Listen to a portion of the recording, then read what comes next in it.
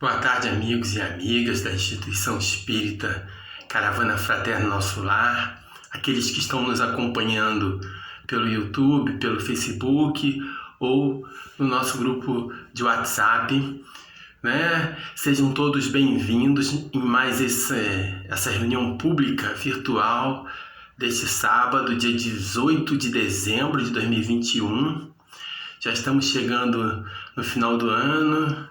Precisamos cada vez mais não perder de vista o verdadeiro sentido e o significado do Natal, da presença de Jesus em nossas vidas, né?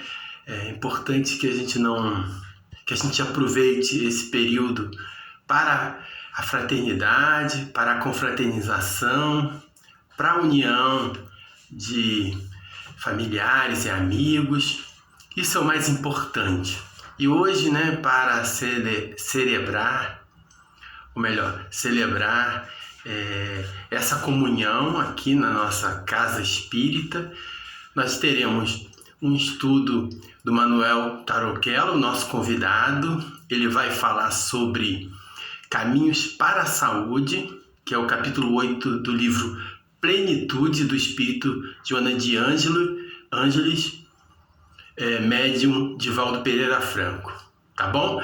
Mas antes do Manuel Tarochello falar para nós sobre esse tema, nós teremos o seu Gilson nos brindando com a leitura da página inicial. Em seguida ele mesmo vai fazer a nossa prece, tá bom? Boa reunião para todos. No final, eu retorno para a prece final e os agradecimentos. Então, boa reunião mais uma vez. Ajudemos sempre. E quem é o meu próximo? Lucas, capítulo 10, versículo 29. O próximo a quem precisamos prestar imediata assistência é sempre a pessoa que se encontra mais perto de nós. Em suma, e por todos os modos, a criatura que se avizinha de nossos passos. E como a lei divina recomenda amemos o próximo como a nós mesmos, preparemo-nos para ajudar infinitamente. Se temos pela frente um familiar, auxiliemo-lo com a nossa cooperação ativa. Se somos defrontados por um superior hierárquico, exercitemos o respeito e a boa vontade. Se um subordinado nos procura, ajudemo-lo com atenção e carinho.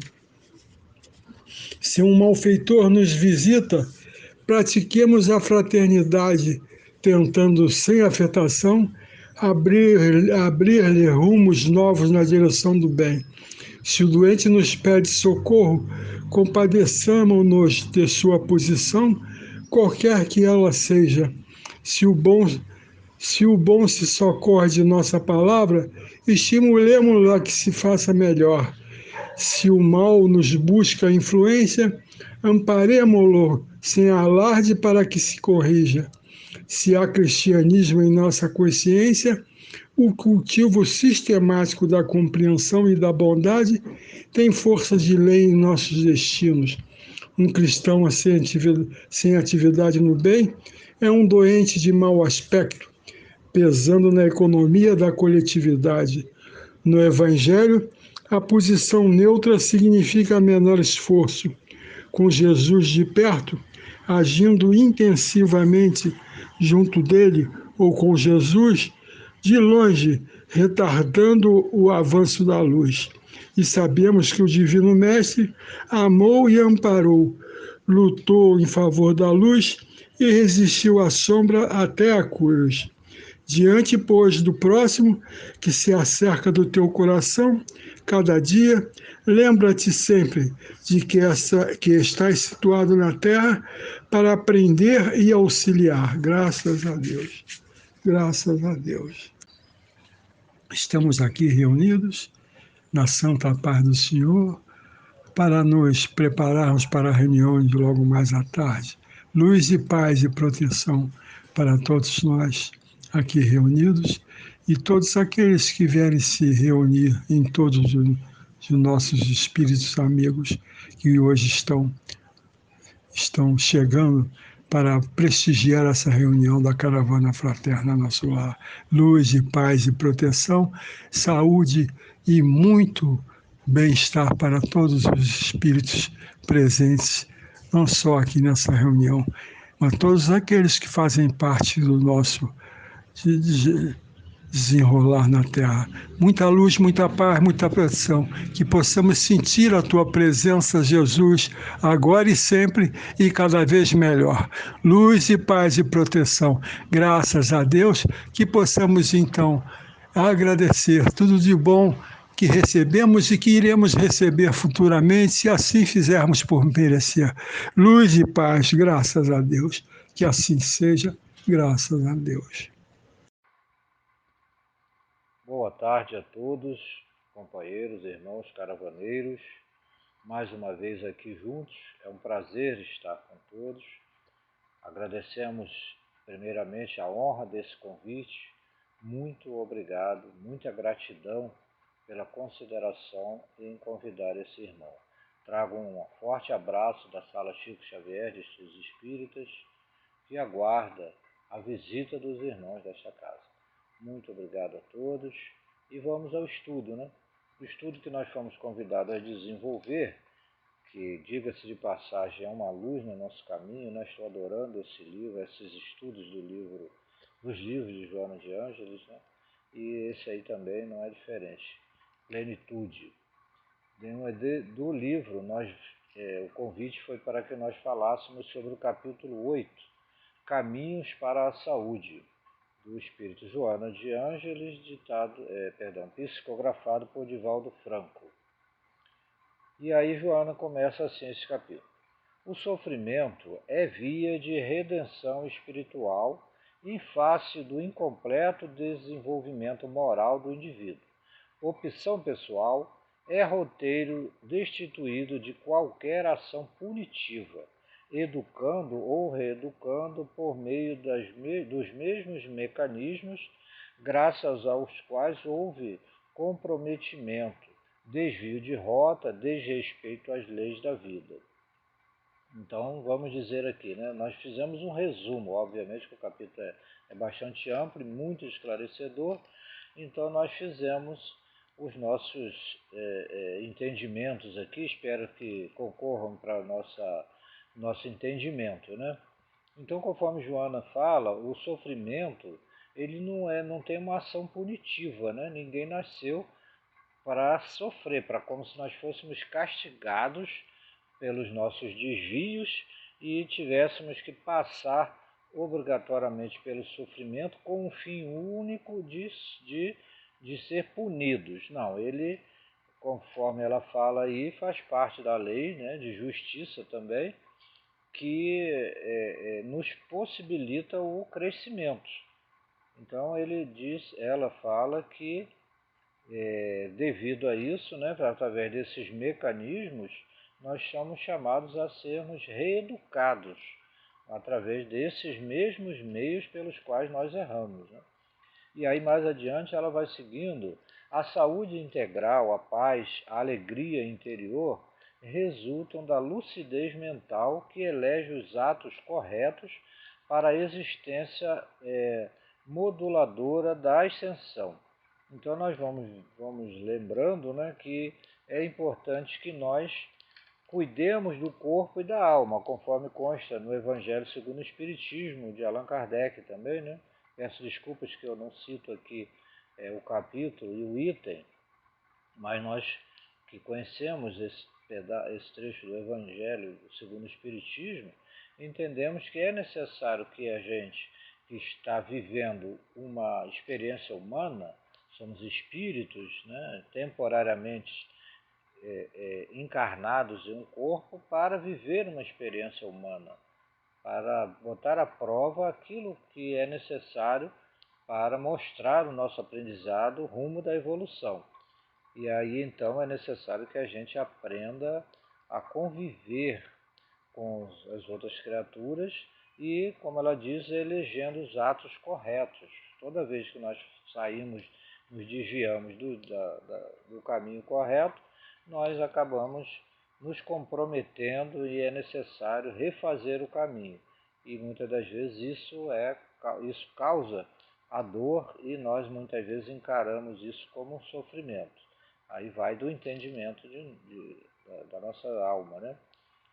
Então, conforme nós normalmente nos habituamos, nós nos acostumamos a cuidar da doença e não da saúde, de manter a saúde.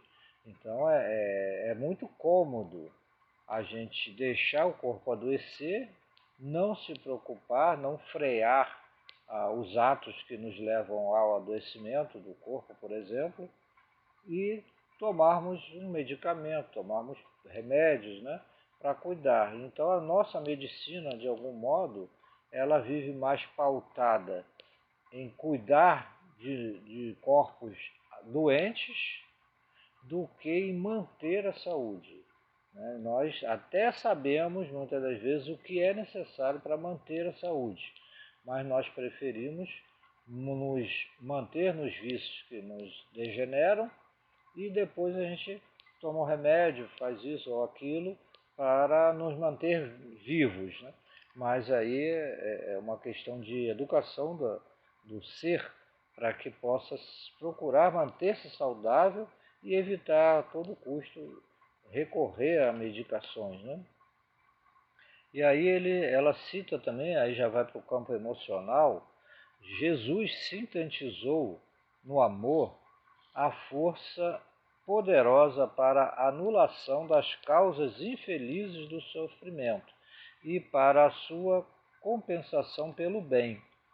Então aí nós vemos que o que nós fazemos e resulta em dor ao próximo, posteriormente vai causar em nós um sofrimento, seja através do remorso, né, de algum tipo de dor física mesmo, e muitas das vezes esse processo é necessário para que a gente desperte e fazer o bem, conforme ensinou Jesus, e ela cita isso aqui, é um dos caminhos, um dos processos através dos quais nós podemos refazer o caminho e não mais enfrentar ou encarar o sofrimento ou o processo educativo da alma apenas como dor e sofrimento e algumas vezes entendido como um castigo. Né? E aí ela cita Kardec, por meio da observância das lições do Evangelho e das diretrizes propostas pelos espíritos superiores, aludindo a Jesus, apresentou a caridade como sendo a via real para a salvação, a aquisição da saúde integral. É interessante o que Kardec nos orienta, ele tira essa conclusão de que se nós estamos comprometidos com um processo de aprendizado para uma melhoria no futuro, e esse futuro vai além da morte do corpo, então para que haja o que nós compreendemos como salvação, é necessário atos que possibilitem que a gente se envolva num movimento de amor, no movimento de bem ao próximo, porque nós nos sentimos bem quando somos acolhidos, bem tratados e respeitados na nossa dor. É tão bom, né, que alguém nos diga coisas boas, que até mesmo um médico não só medique, mas também tranquilize quando a gente está sofrendo. Né? Não basta só a pessoa apontar o dedo e dizer, eu não falei que isso faz mal, não falei que você não devia fazer isso, tomar tal caminho. Então tem momentos que a gente não quer ouvir isso, não é necessário, isso não ajuda. É importante que quem ajude faça por bem, por caridade, ainda que seja profissionalmente, que nós citamos aqui a questão do médico, né? Mas que tenha um envolvimento dócil, um envolvimento de bondade, de brandura, para que o tratamento seja bem assimilado e que o ser se conscientize do seu papel nesse processo de melhoria. Né? Aí nós né, aqui enriquecendo, ajudando com o comentário, né, a mente ocupada com os problemas alheios, de alguma forma, diminui suas preocupações e se ilumina, né? Ou seja, quando a gente tem a cabeça voltada para um trabalho que não seja só para nós, não seja uma coisa só de vantagem pessoal, ajudar ao próximo, ajuda a mente a evitar as suas preocupações, que significa o que nós ditamos várias vezes, nós ouvimos no meio espírita, que preocupação é ocupar duas vezes, perdão, é ocupar antes. Então nós acabamos envolvidos nisso. Então, se a gente ocupa o tempo e a mente com coisas melhores, nós temos grandes possibilidades de estar envolvido, né, num projeto de bênçãos, de amor ao próximo, e isso auxilia a compreender e a diminuir o que nós ainda compreendemos como sofrimento. E aí continua Joana: diante de todos os enfermos que o buscavam, Jesus era peremptório quanto ao paciente crer nele e na recuperação da saúde.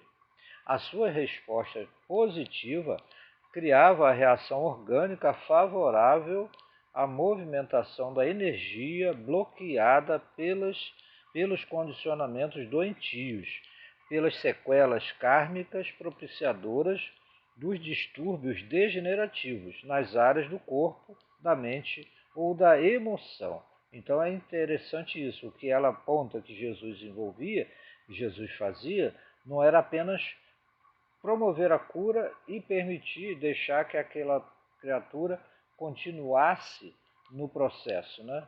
Ou seja, vamos dizer assim, que é o efeito do remédio, né? Você tem uma dor de cabeça porque, exemplo aqui, né? A pessoa que bebe, toma muita bebida alcoólica, aí no outro dia aquela ressaca, aquela dor, aquele sofrimento todo, passa mal e tal. Daí a pouco ele toma um remédio e pronto, passou a dor, passou aquele sofrimento temporário, volta aos mesmos vícios. E o ensinamento de Jesus é o quê? Abrandar a dor e o sofrimento, mas mostrar à criatura que ela mesma pode auxiliar na sua cura, né, e evitar cair novamente naquela mesma dificuldade. A abertura mental e emocional do enfermo, a certeza de que era possível a recuperação e que Jesus podia consegui-lo, proporcionava-lhe a receptividade necessária ao imediato processo de cura. Então você tem aquela certeza de que Jesus vai realmente te ajudar, que ele vai curar e vai te proteger, essa que nós chamamos de fé, essa segurança, ela é capaz de movimentar o nosso equilíbrio orgânico, melhorar a nossa vibração, e nessa melhoria de vibração, nosso organismo passa a reagir e nós criamos defesas no corpo, no organismo, para facilitar o processo de cura. Então, o que Jesus ensinava era que em nossas mãos reside a possibilidade da cura, né, ou de evitar cair em processo de doença. Isso nos leva a compreender que reside dentro de nós a força para manter a saúde. É importante pensar nisso, né? Que nós devemos nos manter em equilíbrio. O remédio ele é necessário, ele é importante, é preciso, né? Nós precisamos dele. Mas além dele, mais do que ele, nós precisamos procurar manter a mente saudável para que o corpo tenha condições de se recuperar mais rapidamente, e com o auxílio do remédio ainda mais potencializa essa disposição para a melhoria, né? A fé remove montanhas, acentuou Jesus, aí prossegue Joana. Ela é a canalização de todas as possibilidades psíquicas, alterando a ação das forças habituais. Quando se apresenta, estimula a ação e vibra interiormente, gerando energias que vitalizam toda a máquina pela qual se movimenta. Então é importante isso, né? Sentir a fé é sentir uma certeza íntima. É mais do que a gente pode apenas dizer, né? Quando a gente pronuncia essa palavra pequenininha, né? Esse pequeno vocábulo aí chamado fé, ele para a nossa linguagem, ele tem, vamos dizer assim, um efeito que, se a gente parar para pensar no que significa isso, só esse pensar já dá uma força para a gente, né? Só acreditar que é possível vencer um obstáculo, nós estamos falando da saúde do corpo, mas existem tantas outras vitórias que estão ao nosso alcance e que depende de ter confiança, de ter certeza, de ter fé e afirmar. Então, isso é em si já um poder que nós levantamos. Sentir isso dentro de nós. Eu posso, eu acredito, eu sinto fé. E quando você põe essa fé na parte espiritual, eu acredito que Jesus pode me curar, que Jesus pode me levantar, que Jesus pode me tranquilizar. Aquilo que muitas das vezes nós consideramos que possa não ter cura, pode se tornar o que nós chamamos de um milagre, ou, acima de tudo, no mínimo, nós teremos forças para enfrentar os obstáculos. E aí sim, não mais o sofrimento, mas a parte que nós vamos chamar de uma etapa. Não mais um obstáculo, mas uma etapa entre o que eu estou agora, o meu estado atual, e onde eu quero chegar, onde eu preciso chegar. Então essa dor, esse sofrimento passam a ser uma etapa, porque eu tenho fé e eu olho mais adiante e confio em Jesus. E isso faz uma diferença, né? E a Joana diz: crer retamente conduz ao querer retamente. Uma das razões do sofrimento humano é o querer equivocadamente. Esse querer equivocado escraviza o ser às paixões inferiores, cujas algemas o retêm inexoravelmente aos efeitos infelizes da eleição. E aí nós fazemos aqui um comentário. É necessário saber fazer as boas escolhas, usando bem a razão e a emoção. A saúde do corpo também depende das escolhas da mente. Se eu escolho alimentação saudável, por exemplo, o resultado será satisfatório, né? Então, o querer, ele é o que nós ouvimos muitas das vezes. Querer é poder, mas não basta apenas querer e achar que pode, porque o querer equivocado, como Joana diz, pode te levar a um problema grave, né? Pode você querer entrar numa coisa diferente. Eu quero ser feliz. O que significa isso, ser feliz? Para uns, ser feliz é, sei lá, enriquecer.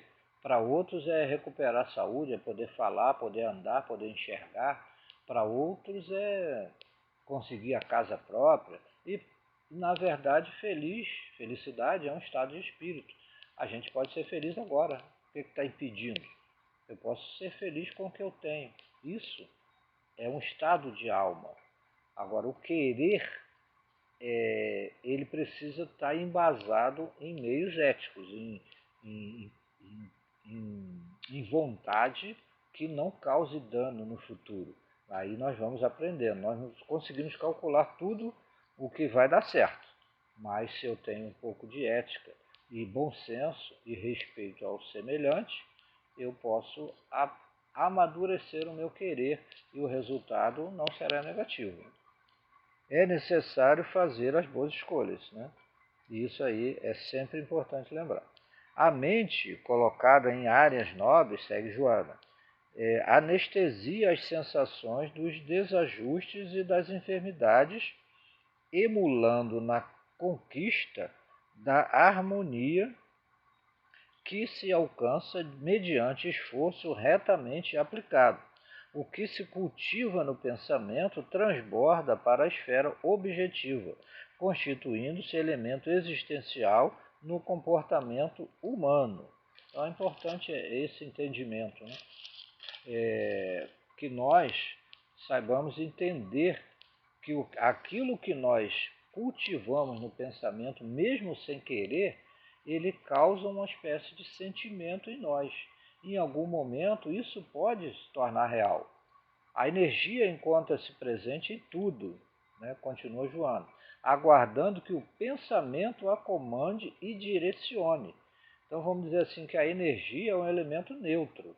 O pensamento, ele é uma decisão e ele tem força e ele pode agir, né? Aí nós, coletando aqui ensinamentos de outros pensadores, que diz o seguinte: pensamento gera sentimento e sentimento gera comportamento. Então é importante aprender pensar melhor, né? E aí, nesse processo, a religião, né, bem vivida e bem sentida, no nosso caso é o Espiritismo, que nós estamos aprendendo a sentir. Nós já aprendemos a raciocinar com ele, né? Mas agora estamos aprendendo, de algum modo, a pôr em prática. E esse pensamento, ele movimenta essa energia. Então, ele movimenta independente de que seja bom ou não o resultado. Você pode querer fazer mal ao semelhante. Não necessariamente você vai conseguir fazer mal a ele, mas o sentimento vai ser gerado a partir dessa vontade, desse pensamento. E a gente sente esses efeitos. E esses efeitos que vão fazer uma diferença no nosso organismo, vai em algum momento se tornar um resultado. Pode ser um resultado ruim para o organismo, né? Normalmente a pessoa que fica, nós quando ficamos mastigando muita mágoa, né, remoendo muito sentimento ruim, ela vai causar sofrimento em alguma área do organismo, infelizmente. Então é bom mudar esse pensamento para poder gerar um resultado melhor. E aí nós aqui citamos um psicólogo, né, considerado também um dos pais da psicologia moderna, William James. Ele diz o seguinte, que uma das grandes descobertas da humanidade foi entender que o pensamento gera os sentimentos, né, que esse sentimento gera resultados, mas que também a ação leva aos sentimentos. Ou seja, a ação de fazer o bem, conforme Jesus ensinou e conforme Kardec orienta, fazendo a caridade, mesmo ainda sem senti-la, mas o ato de praticar vai acabar gerando o sentimento do bem, vai ajudar-nos a nos habituar. Então, mesmo que eu não sinta ainda o bem, mas eu esteja envolvido no processo de auxiliar o semelhante, isso vai fazendo o bem a mim, porque diretamente vai ajudar o próximo, né? Se eu escolho fazer doações, ainda que eu faça isso meio que de cara feia, vai ajudar a pessoa, né? Se eu dou uma roupa minha, eu estou meio com má vontade, mas eu dou a roupa, ela vai fazer bem para a pessoa. No momento de frio, né? Você doa um cobertor, um casaco, vai fazer bem. Mas você não gostou muito de ter feito.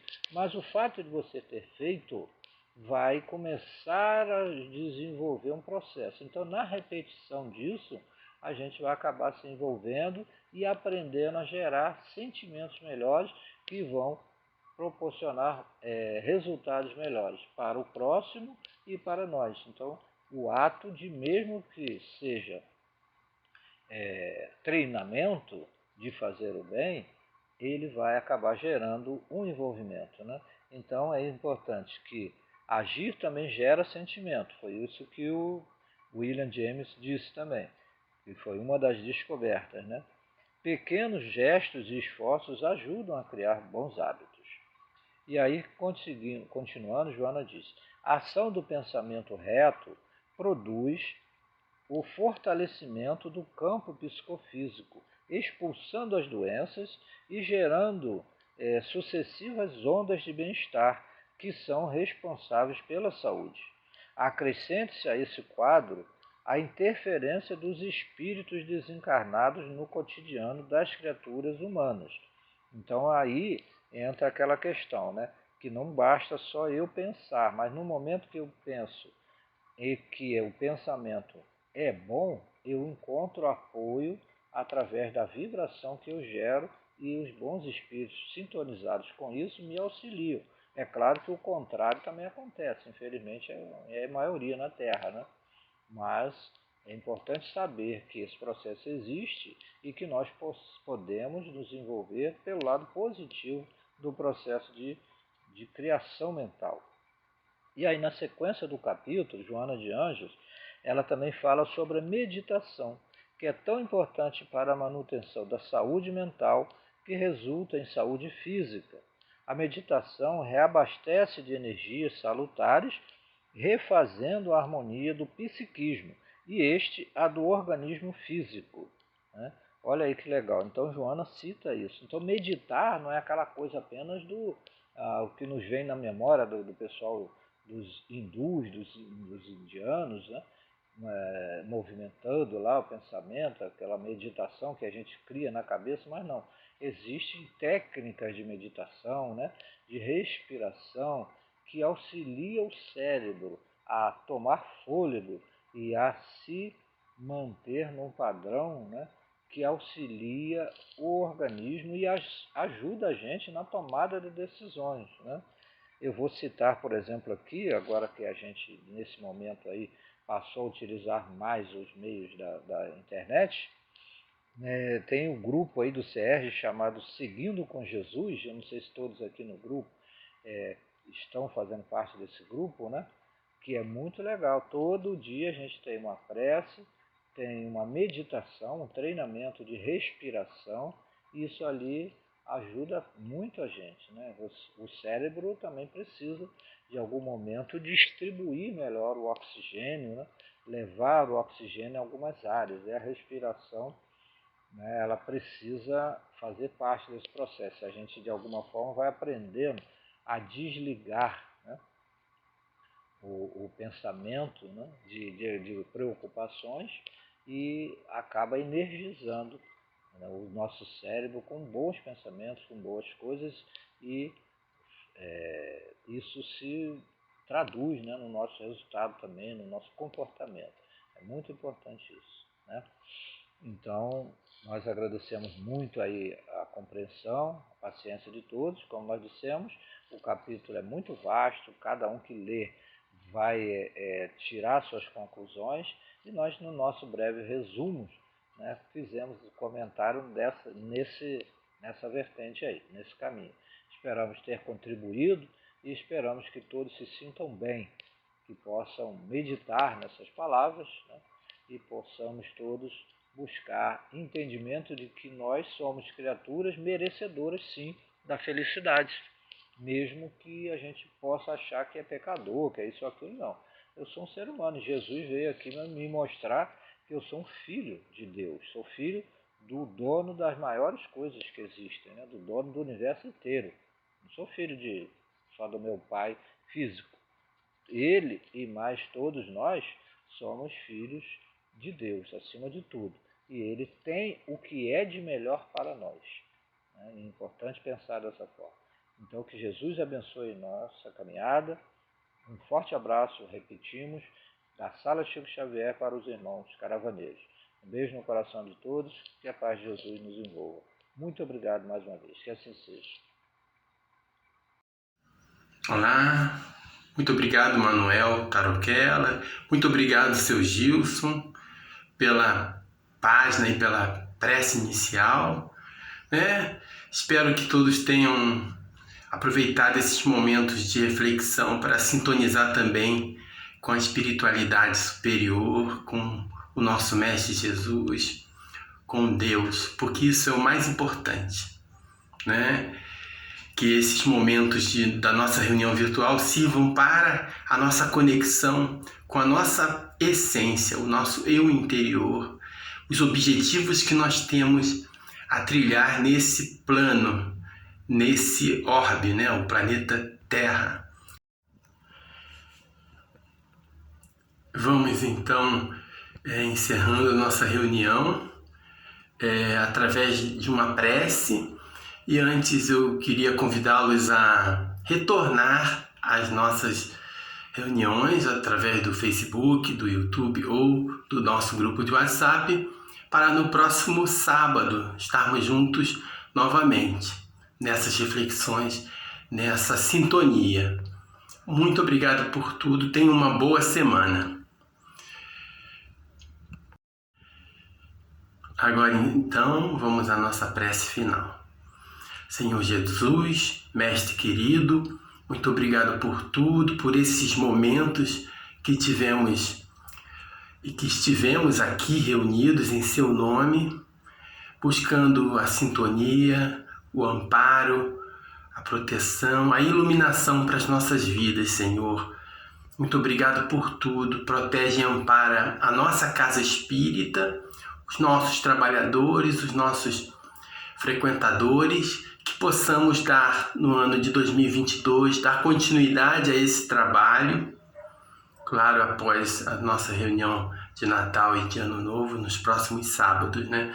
Mas em janeiro, fevereiro, março, dando continuidade a esse trabalho, Senhor. Ilumina os nossos corações, traga, ofereça, Mestre, irradie saúde para todos nós aqui, encarnados e desencarnados. E que em Seu nome, em nome dos nossos amigos espirituais e acima de tudo, em nome de Deus, possamos dar por encerrada a reunião desta tarde. Que assim seja, graças a Deus.